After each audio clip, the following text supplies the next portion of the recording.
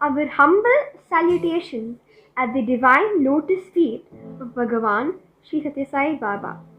Today, we present to you the greatness of Shivamaya Stotram. The program is our humble attempt at motion pictures and animation. Through a short play, a group of children and Guru who are involved in temple cleaning discuss about the Shivamaya Stotram, its origin, its greatness and grandeur. Scene 1. Temple cleaning seva activity by Balavika's children with their gurus. Children are in an old, huge Shiva temple. The Shiva Mahima Stotram is being chanted. One child picks up interest in this and a conversation ensues. What is this sloka that is being played? I have not heard or learnt it in our class. It is the Shiva Mahima Stotram, composed by a Gandharva Pushpadanta. It is a very powerful stotram describing several attributes of Lord Shiva. This stotram is Pushpadanta's experience of Lord Shiva's grandeur.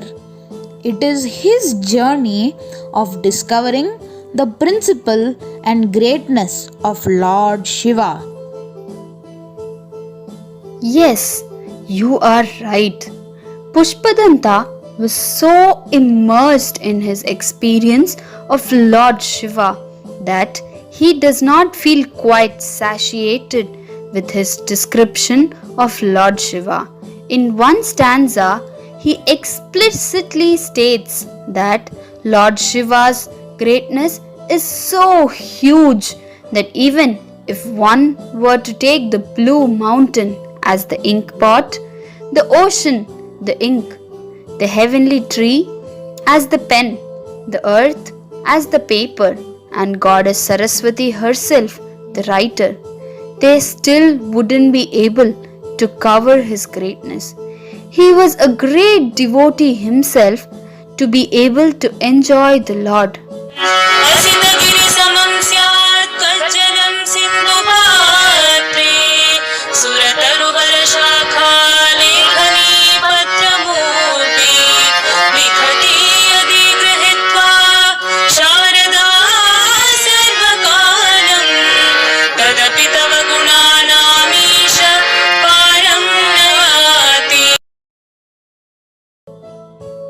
Scene 2. The children are still in the temple involved in cleaning. As they clean the walls of the temple, one child notices a carving on the wall. She is inquisitive about it and a conversation ensues. Pushpadanta must have had some really inspiring experiences in order to feel this. But his name is quite different. It does not sound ordinary. Yes, your intuition is on the mark. There is a story for his name. In fact, this sculpture on the wall that you are cleaning depicts his story. See here. Do you notice this carving of a king, a garden, and a Gandharva? This is King Chitraratha of Anga. He had a beautiful garden with aromatic flowers. He was a great devotee of Lord Shiva and so used these flowers to worship him. One day, however, there were no flowers for worship. They soon learnt that a Gandharva named Devdatta had stolen the flowers. They tried to catch him but failed, as he had the power to remain invisible. So, the king spread the Shiva Nirmalaya, a mixture containing bilva leaves and flowers that were used to worship Lord Shiva. This mixture is considered holy. The next day, When the Gandharva came to pluck the flowers, not knowing about the Shiva Nirmalaya, he stepped on the Shiva Nirmalaya, angering Lord Shiva and losing his power of invisibility. He composed this shloka in order to seek forgiveness. Some sources say that he used to sing this song every day and would break off his teeth and offer it to Lord Shiva. Hence the name Pushpa, meaning flower, and Danta, meaning teeth. Scene 3. Children and Guru are in the temple. Listening to the story of Pushpadanta, the children are mesmerized. Their discussion continues. My goodness, what devotion, what repentance. I always wondered what these inscriptions on the temple walls are. How many stories and what a medium to pass it on to the future generations. He was such a great devotee. From the words used in the stotram, it also shows that he must have been a scholar. This cannot be the work of an ignorant person. Well, Pushpadanta was definitely quite knowledgeable. However, Pushpadanta begins the stotram by admitting his lack of intellect and insists on the fact that this stotram isn't even the tip of the iceberg of Lord Shiva's glory. He states that even the teacher of the gods, Brihaspati himself, can't completely fathom his glory, whereas he, a mere Gandharva, was trying to achieve it. Then, why and how did he compose the stotram? Oh, he pleads for Lord Shiva's compassion and attention to bestow on him the courage to take this to completion. He offers the stotram at Lord Shiva's divine lotus feet in these stanzas. महिम्नपारन्ते परमविदुषो यद्य सदृशी स्तुतिर्ब्रह्मादीनामपि तदवसन्ना स्वैगिरः अथावाचः सर्वः स्वमतिपरिणामावधिगृह्णन् ममाप्येष स्तोत्रे हरणिरपवादः परिकरः.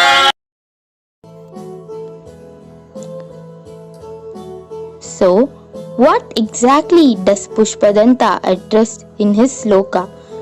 Wait, how many stanzas are there? There are 43 stanzas, and you will need a couple of days to go through all of them. But since you are so keen, we can give you a gist of all the different aspects he touches. Children, are you ready to share your knowledge with our sister here? Sure, what more pleasure than to talk about his glory while doing his work? Pushpadanta first begins with praising the Saguna and Nirguna forms of Lord Shiva. Pushpadanta asks questions about life, creation of the universe, and divinity. He states that Lord Shiva's glory is so unfathomable that even the Vedas describe him as Neti Neti. Not only this, even the Vedas can't describe the Lord completely.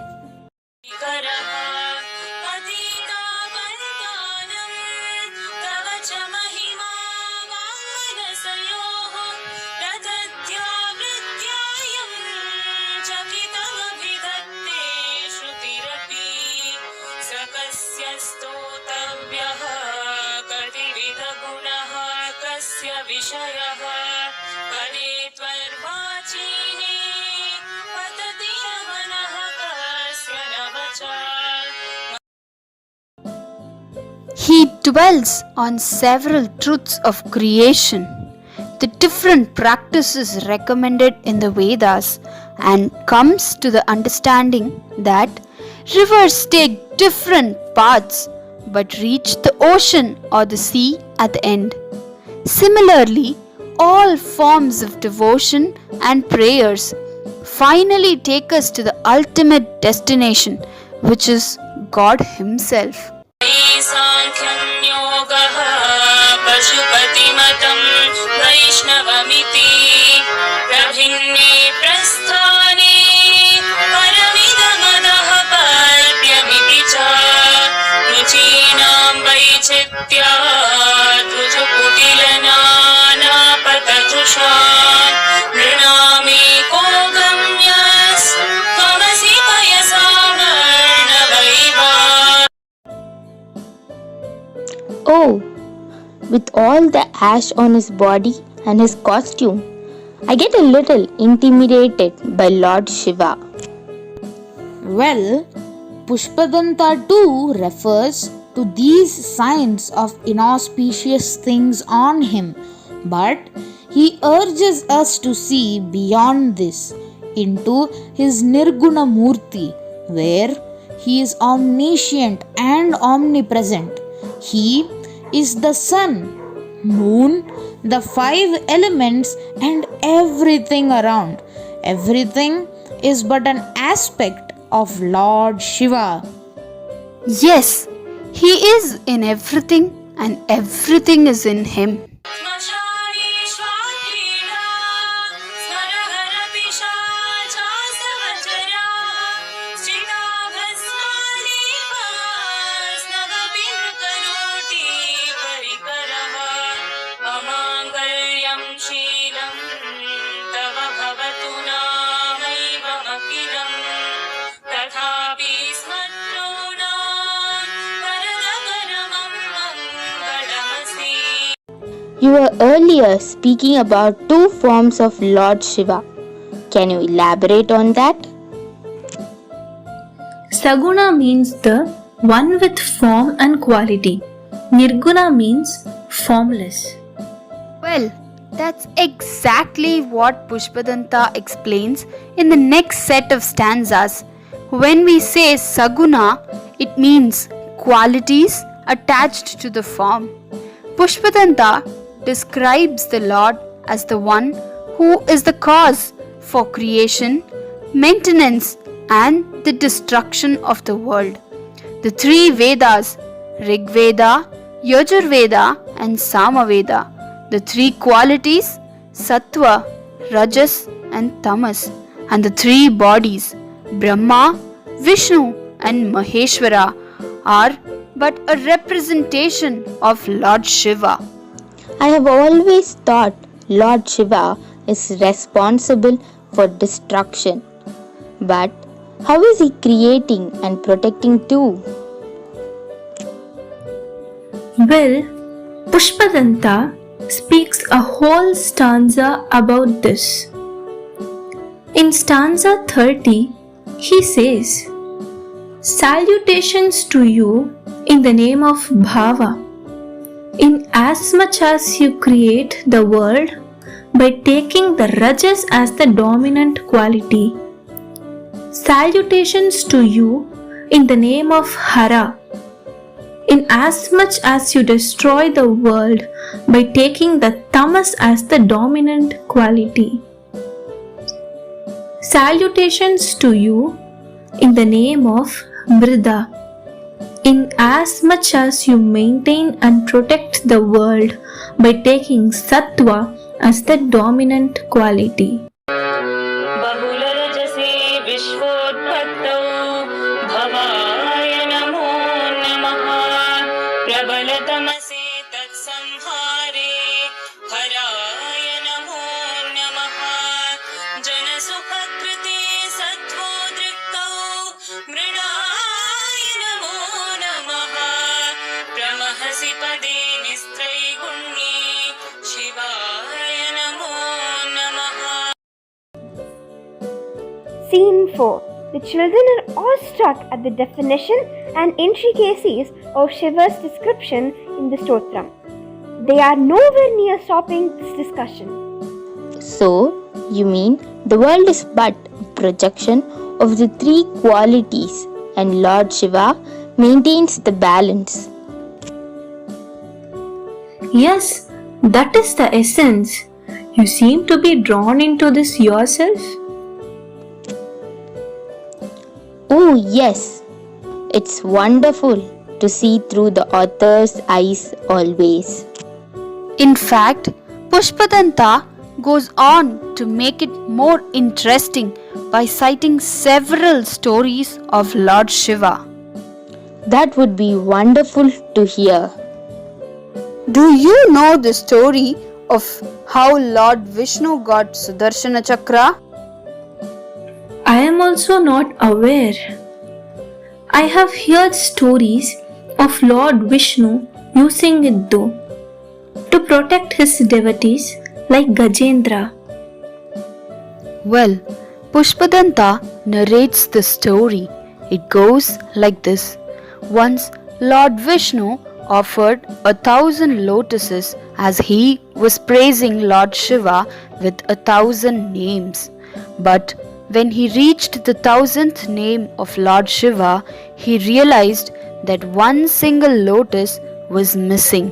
What he didn't know, however, was that Lord Shiva was the one who stole the last lotus to see what Lord Vishnu would do. He searched around, but to his dismay, it was all in vain. Desperate to offer one more lotus to Lord Shiva and not leave the place halfway through, he removed his eye and offered it to him, as he was known as Kamala Nayana, or the lotus-eyed one. Pleased with his devotion, Lord Shiva granted him the Sudarshana Chakra. That's wonderful. We haven't heard of this story. हरिस्ते साहस्रं कमलबलिमादाय पदयो यदेको नेतस्मिन् निजमुदहरन्नेत्रकमलं गतो भक्त्युद्रेकः परिणतिमसौ चक्रवपुषा त्रयाणां रक्षायै त्रिपुरवरजागर्ति जगताम्. Well, there are several other stories Pushpadanta refers to. I'm sure you know the story that led Ravana to compose the Shiva Tandava Stotram. Yes, I just started learning that stotram and my guru told me the story of Ravana. He wanted to test his strength and he tried to lift Kailash. Lord Shiva merely pressed his toenail on the mountain to crush Ravana and his ego under the Kailash mountain. A humble Ravana composed the Shivatandav Stotram during this time to cool Lord Shiva's temper. पुष्यत्वत्सेवा समधिगतसारं भुजवनं बलात् कैलासेऽपि त्वदधिवसतो विक्रमयतः अनभ्या पातालेऽप्यनसचलिताङ्गुष्ठशिरसि प्रतिष्ठा त्वय्यासि ध्रुवमुपचितो मूर्त्यतिकलः. And of course, how can we talk about Lord Shiva without reminiscing the story of his saving the world by drinking the halahal poison during the churning of the ocean? And while Lord Shiva was trying to save the world, Mother Parvati held his neck so that the poison would not trickle down into him, giving him the Neelakant. अकाण्ड ब्रह्माण्ड जय जगितदेवासुरकृपा विधेयस्यासीद्या त्रिनयनविशंसं कृतवतः सकल्माशः कण्ठे तव न पुरुते न श्रियमहो विकारोऽपि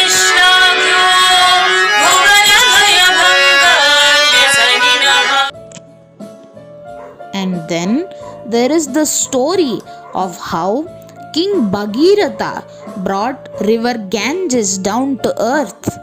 Pushpadanta describes how the river that runs wild on earth, causing whirlpools, is but just a mere droplet of water on Lord Shiva's head.